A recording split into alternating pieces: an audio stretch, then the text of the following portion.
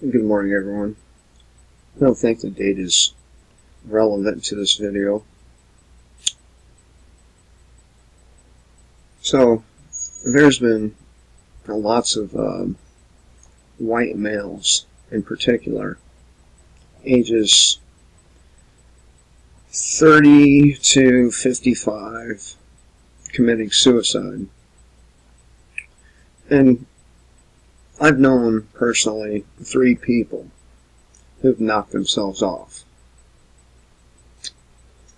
And last year, I knew a girl on Facebook whose brother committed suicide, and the comment section really displayed the cruelty of some people.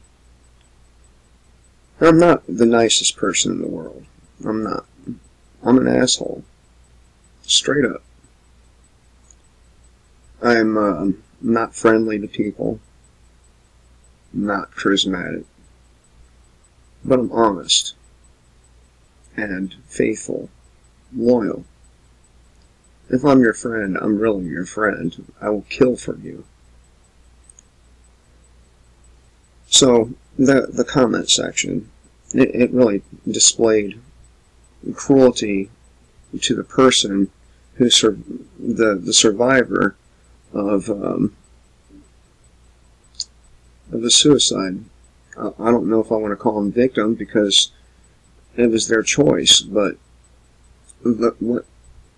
what people who end up knocking themselves off don't understand, especially parents who do it, is the incredible impact it has on everyone around you. The people, if you have anyone in your life anyway, that love you like children, like a wife. But people, they say the most fucked up things, like the person was a coward, or it was a cop-out. Let me explain to you why someone would kill themselves. Let's, for the sake of argument, say you were born to what started off to be pretty good parents, right? Then something really bad happens, say around a couple months before your 4th birthday. You wake up one morning as a 3-year-old about to turn 4, and it starts really early, okay? So, you wake up one morning, and you go to visit your little brother, about 6 months old, and he's in his crib, dead, hanging from the crib bars, head stuck between it. And you find him that way. And it changes everything. It changes your parents, changes you. And your parents, who were once okay parents, not great, but okay. They were loving, you know, they had their flaws, but they were okay. And this one thing, one event, destroys them. And you have to grow up with 2 people who have been destroyed by the death of a child. They become, you know, non-caring. They begin to drink heavily. They smoke a lot more. They lose it, right? And they tell the brother that's still alive, maybe one of the parents, that, you know, it's your fault. It's your fault. And you grow up believing that. And then the other parent, after the 2 separate, takes you and tries to raise you. But while raising you, they tell you that you're stupid and worthless and you'll end up in prison and all these things. But somehow, you make it through your childhood. You know, I'm talking about young childhood to about 12, 13 years old. You get into being 13 and then you're so scarred by what your parents have done to you. And you've also had to take a certain amount of physical abuse from one of those parents because they believed you were the cause of the death of your brother.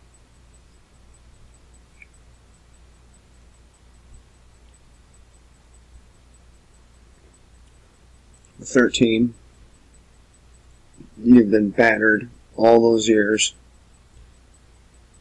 told you're worthless, you start acting out in school. And, you know, between that age and, say, 9 years old, your parents take you to a psychiatrist and they throw you on Ritalin and they do all these things to you.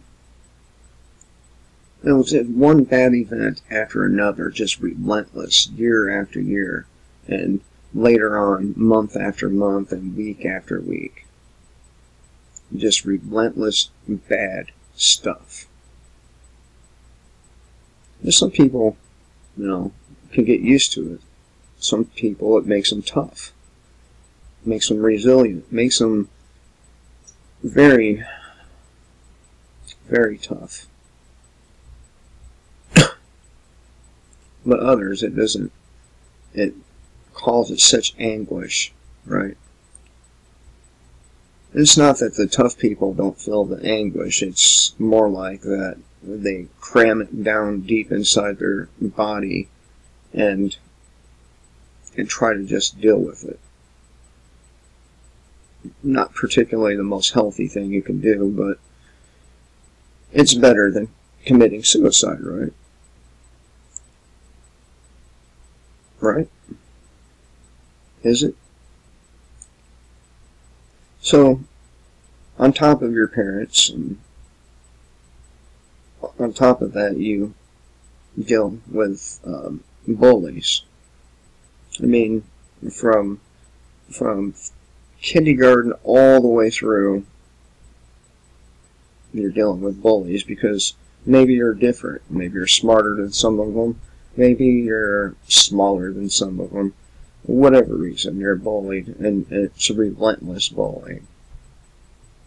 You make it through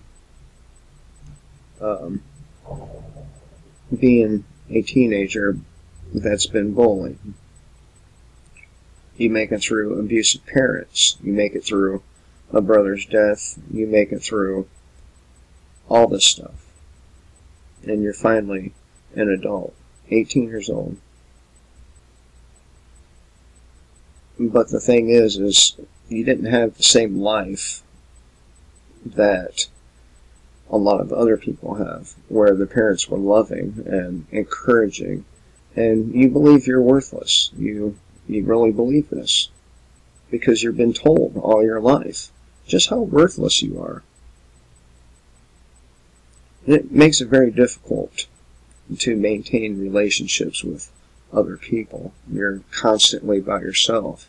You spend most of your life isolated from other people because of the shame and the guilt and all the other things.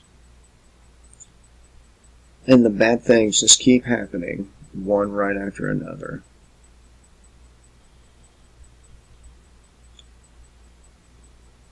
And finally, between all this stuff, you have to add in there physical pain. Let's say your mother has some disorder that makes your roots and your teeth short and not very good, and your teeth begin to deteriorate at a young age. No fault of your own, you try frantically to save your teeth, and no matter what you do, they just keep going worse and worse, and and it gets so painful that you can't sleep for weeks on end, and you can't afford a doctor because there's been people all your life that tell you you're too much of a loser, you're bad, you'll never amount to anything, so you don't even try to amount to anything, right? And by time some of them discover that, I'm not this person, this thing that people have told me I am all this time, I do have an IQ. I have a high IQ. But it's so late in the game that it doesn't matter how smart you are. It doesn't matter if you're throwing everything you have into it. Just the bad things, they just keep happening. Cars breaking down, being stranded, being homeless, you name it.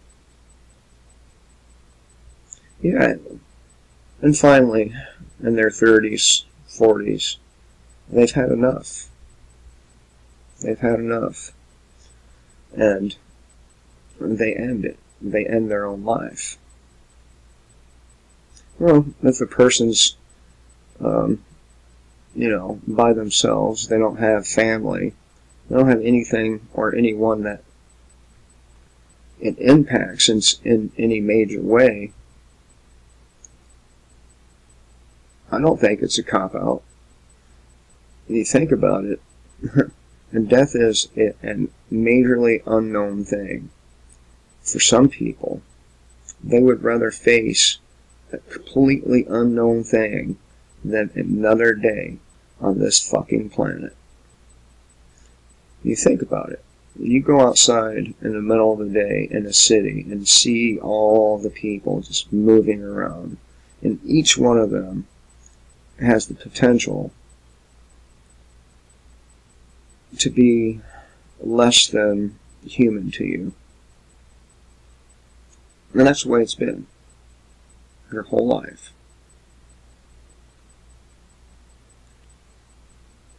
It's not cowardly for these people to kill themselves. It's not.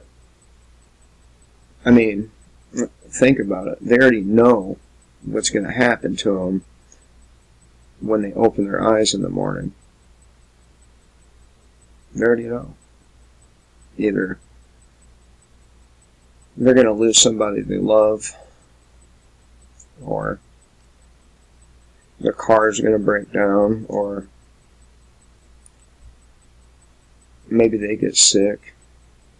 They've had to deal with this over and over and over again. This relentless cycle of seemingly bad luck. And it's never ended. It's just continued day after day. And no matter what you do to try to save yourself, no matter what, no matter how much effort you put into things, it just ends the same.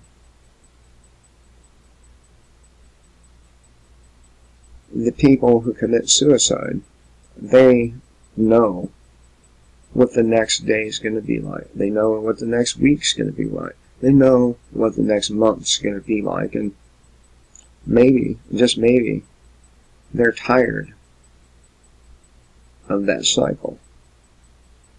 Maybe jumping into the unknown of death is more appealing to them than having to live another day in that cycle. Now, I use my own personal life as an example.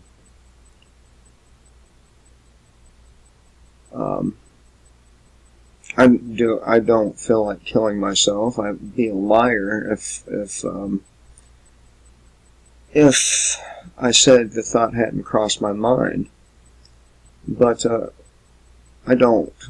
I am one of them other people that are very hard-headed, and for some reason I keep waking up every morning. I keep making videos, even though I know my words are not reaching the people I wish they would. I've been in a fair amount of distress lately. When you see the people from the Obama era, the Obama presidency, they all, blindly followed everything that dude said. Most of them. And now we have another one where the opposite end of that spectrum is doing the exact same thing. It's distressful. It's distressful to know that the same human cycles that have been going on for thousands of years and have gotten us almost nowhere keep going. They just keep going and going and going and going. And before you know it, you just don't give a fuck. And I think that's where I'm at. I think that I just don't give a fuck anymore what happens to me. I care what happens to my children because they have a whole life ahead of them. But as far as I'm concerned, I don't care. That's why I neglect myself. That's why I go 2-3 days sometimes without eating hardly anything. That's why I don't take care of my body. The only thing worth a damn on me is my mind, and nobody wants it. So, but I'll keep trying, because what else can I do?